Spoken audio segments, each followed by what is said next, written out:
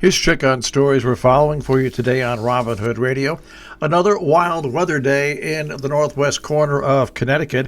A tornado warning and thunderstorm warning rattled the area in the afternoon. The storms knocked out power to 60% of Kent customers, 25% in Cornwall, 21% in Sharon, and also about 5% in Canaan as of 6 o'clock last night, according to Eversource. The release of the intermediate and elementary students in Litchfield was delayed due to the tornado warning. Hail and dark skies were reported in both Goshen and Torrington at that time. There was also a report of a lightning strike near a residential garage in Barkhamsted. Also, yesterday in Amenia, the former Monty's had portion of its roof ripped off. It had a tornado warning in effect at the time, but that has to be investigated to see if that was a tornado or if it was just extremely high winds. But there were trees down and power outages throughout our area. Once again, another powerful series of storms. The Salisbury Housing Committee was awarded $1.5 million from the Connecticut Bond Commission to assist in construction of 10 additional rental units at Sharon Village.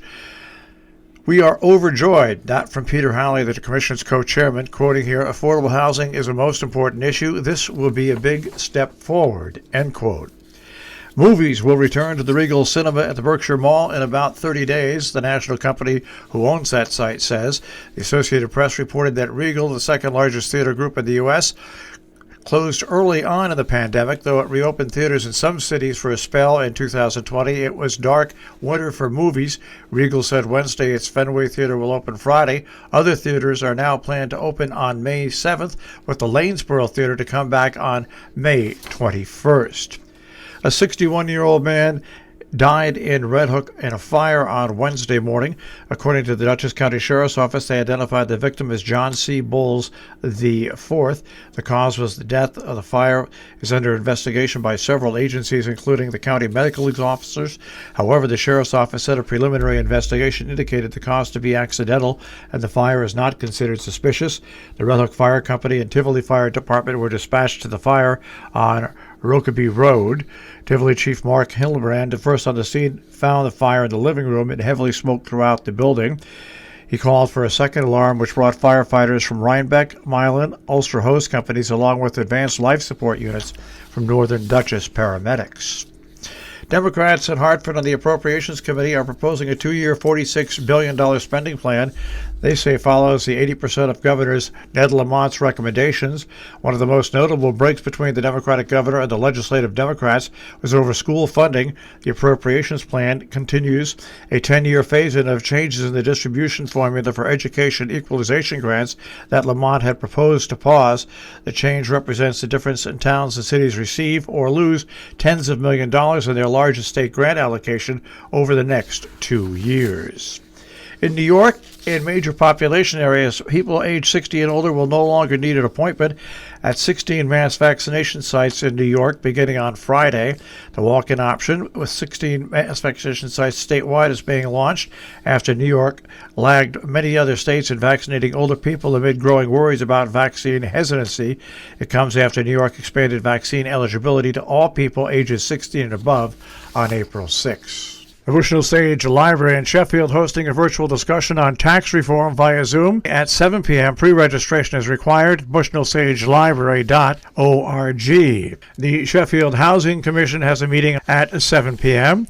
Town of Northeast Zoning Board of Appeals meeting will be held in the annex of the Northeast Millerton Library in Millerton, New York at 7:30 p.m. Coinciding with its grand opening night for the drive-in movie theater's new season, the Amenia Four Brothers Drive-In will be hosting the 5th annual Fireman's Fundraiser for the community on Friday evening. Running from 6:30 to 11:30, area residents invited to come out for an evening of fun and help support their local fire volunteers who do much to keep everybody who lives and works in our local community safe. All proceeds from ticket sales for this event go to the Amenia Fire Company. For more information and to purchase tickets, Four Brothers Drive-In website is at playeatdrink.com. Dover Cleanup Day is being held on Saturday, April 24th. You'll meet at 8 o'clock in the morning at Boyce Park Pavilion. More information at 845-832-9168. Amenia Town Cleanup Day will be held this weekend as well. Saturday, April 24th from 9 to noon. Volunteers can meet at Fountain Square, M&T Bank, at the intersection of Route 343 and 22, or at Borden Park at the intersection of Main Street and Furnace Bank Road in Wassaic, where bags will be available. To arrange for pickup of filled litter bags, contact Vicky at 845-489-7826 or Damien at 845-321-4226. DM Hunt Library has a Zoom event, Preserving the Harvest with a Traditional Way, lacto-free fermentation with Adama Farm and Carly Sugar. It's on Sunday at 2 o'clock at Hunt Library. You can register at huntlibrary.org or on their Facebook page. Scott Heth, former head of Audubon Center in Sharon and a local jazz musician, returns to the tri-state region for a fundraising concert to support the Roloff Jansen Community Library at Roloff Jansen Park in Hillsdale on Sunday at 3 p.m. Heth will perform on keyboard with Chris Jensen on saxophone, Jay Bradley on percussion, at an afternoon of American Songbook Jazz. Bring your own lawn chair, mask and social distancing required. For more information, 518-325-4101 or rojanlibrary.org. You'll also find them on Facebook. Underwriting support for Robert Hood Radio Stock Market Report comes from the Interlaken Road in Lakeville. You'll find them at interlakeninn.com, also on Facebook and Instagram. Salisbury Bank, salisburybank.com. Underwriting support from Viali Insurance, located at 75 Main Street in Lee, Massachusetts, insuring hard-to-place seasonal and secondary homes in the Berkshires since 1912.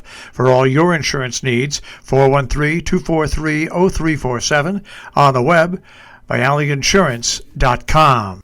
The Dow Jones Industrial Average will start off the day today at 34,137.31, the Nasdaq at 13,950.22, and the S&P 500 at 4173.42.